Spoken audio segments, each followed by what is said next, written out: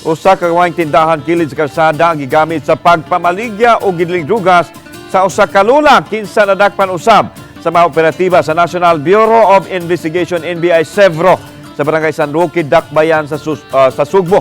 Samtang ang suspek miangkon sa krimen kay matud pa natintal lang siya sa mas dako kunong kita. Dahil na natong detalye nining report.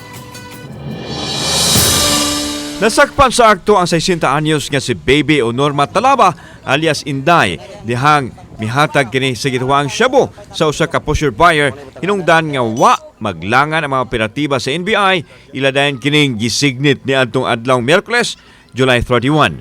Nahitabo kini sa makeshift store sa Suspek daplin na gyud sa karsada sa Lapu-Lapu Street, Barangay San Roque, luyo sa gymnasium. Nakuha gikan sa Suspek ang 24 ka pakiti sa gudang shabu nga gimanabanang ng kantidad og 10,000 ngadto sa 15,000 pesos matud sa NBI. We believe we have that operation at about 2 o'clock, and if she was able to sell in the morning, so maybe 23 upwards, she could maybe sell 50 sachet per day.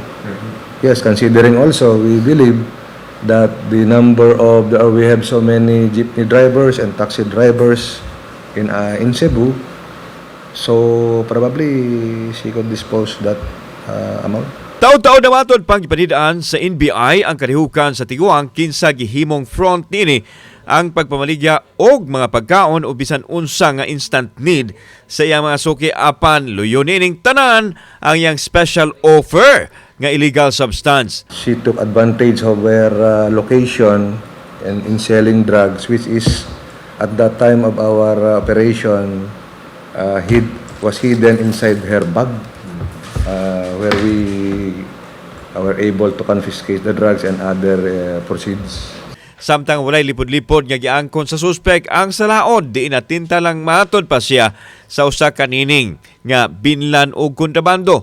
Matod niya nga kun ordinaryong pagkaon lang iyang tinda, 800 pesos ang iyang kita kada adlaw apan mas dako siya og kita sa drugas nga maabot sa 1,500 kada adlaw ang hinay nga halin.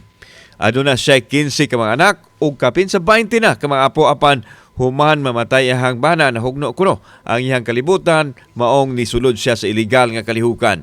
Napasakaan og kasong kalapasan sa Section 5 ug 10 sa Republic Act 9165 o pagpamaligya sa illegal nga drugas ang tiguang. Pabilan ko niya 20 ka buok, sir. Sachet? Sachet. Okay, tagpila man po sachet? Yang baligya na ko, tag-2 niya. Akong baligya, 250. 250? Oo. So, ganan siya kag 50? 50 pesos ra. Okay, kano sa ato? Nagsugod? Karon pitsa unang tanon no, mag-usa ka buwan ako. Maayo ko, sir. Inyo sa imong istorya sa imong anak be. Ni ana ra ko nga magagawas ko kanang mag-usab na jud ko. Ang dapit nga gipistuhan sa suspek ang naara sa vicinity sa barangay gymnasium. The information was relayed to us by a walk-in informant who is a church-goer at the same time.